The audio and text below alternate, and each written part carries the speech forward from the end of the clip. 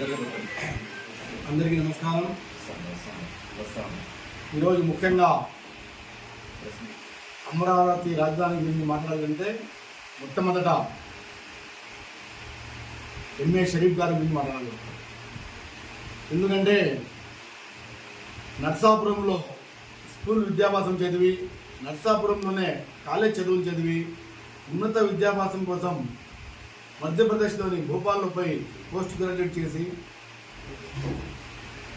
అక్కడి నుంచి వచ్చిన తర్వాత ఎన్నో ఉద్యోగ అవకాశాలు వచ్చిన తర్వాత కూడా ఆయన 1982లో తెలుగుదేశం పార్టీ ఎన్టీ రామారావు గారు స్థాపించితే ఆ పార్టీ పట్ల ఆకర్షితులై దాదాపు 82 నుంచి ఆ పార్టీకి విధేయతగా ఆ పార్టీలో ఉంటూ పార్టీ ఎటువంటి కార్యక్రమం ఇచ్చినా ఉన్నత ఆశయంతో నెరవేర్చి పార్టీ ఆఫీసులు, ఎందుకంటే ఎంఏ షరీఫ్ గారు అయితే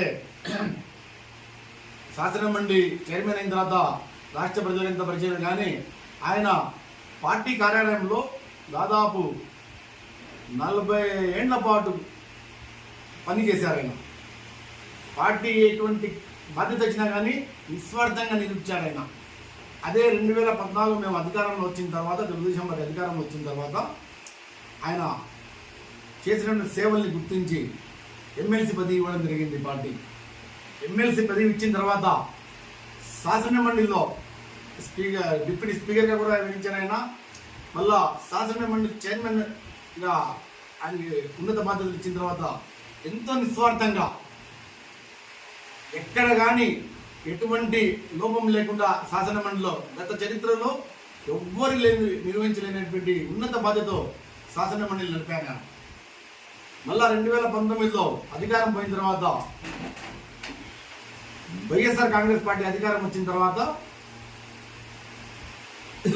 2023 శాసనసభ సమావేశాల్లో తమకి శాసనసభలో అధికార బలం ఉందని శాసనసభలో బిల్లు పాస్ చేసుకొని ఆ బిల్లుని మళ్ళీ శాసనమండలిలో పంపించిన తర్వాత యాజ్ రూల్స్ ప్రకారం, ఎందుకంటే ఆయన మీద దాడి జరిగింది, ఆయన పుట్టుకని ప్రశ్నించాడు ఒక మంత్రి, కులం పేరు పెట్టి ఇచ్చాడు. ఎందుకంటే శాసనమండలి అంటే ఒక దేవాలయం లాంటి రాష్ట్రానికి, ఏ రాష్ట్రంలో అయినా సరే ఒక శాసనమండలి అయితే, శాసనసభ అయితే ఒక దేవాలయం లాంటి, అటువంటి శాసనమండలిలో ఆయన పుట్టుకని ప్రశ్నించి ఆయన మీద చేయి చేసుకొని ఎంతోమంది సభ్యులు, వైసీపీ సభ్యులు బెదిరింపు దొరికిపోయి ఒక విధంగా అయితే కోట్ల రూపాయలు ఆశ చూపారు.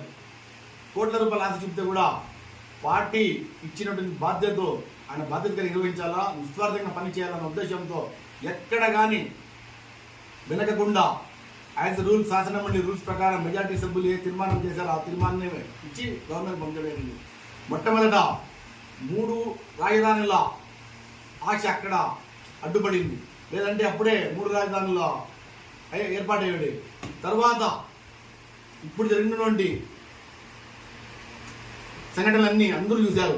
ఎందుకంటే ఎంఏ షరీఫ్ గారికి మేము ఒకటే కోరుతున్నాం, ఆయన ఎంతో ఉన్నతమైన వ్యక్తి, ఉన్నత భావాలతో కలిగిన వ్యక్తి. ఎందుకంటే అధికారం ఉంది కదా అని ఈరోజు కూడా ఆయన క్యాబినెట్ హోదా ఉన్నప్పటికీ ఆయన బంధువుల్ని కానీ ఏ ఒక్కరిని కానీ ముందరికి రానికుండా కేవలం పార్టీ ఇచ్చిన బాధ్యతలు, ప్రభుత్వం ఇచ్చిన బాధ్యతలు నిస్వార్థంగా నిర్వహిస్తున్న వ్యక్తికి ఇంకా ఉన్నతమైన స్థానంలో చూడాలని మేము ఆశిస్తున్నాం. అలాగే ఆయన్ని ఒక ఆదర్శంగా తీసుకోవాలి. తెలుగుదేశం పార్టీలో కేవలం ఒక ముస్లిం మైనార్టీలో కాకుండా తెలుగుదేశం పార్టీలో ప్రతి ఒక్క కార్యకర్త ఆయన ఆదర్శంగా తీసుకొని ఆయన ఎలాగైతే ఉన్నతంగా పదవిని తన బాధ్యతలు నిర్వహిస్తున్నాడో అలాగే ప్రతి ఒక్క కార్యకర్త కూడా ఆయన ఆదర్శంగా తీసుకుని నడవాలని కోరుకుంటున్నాను.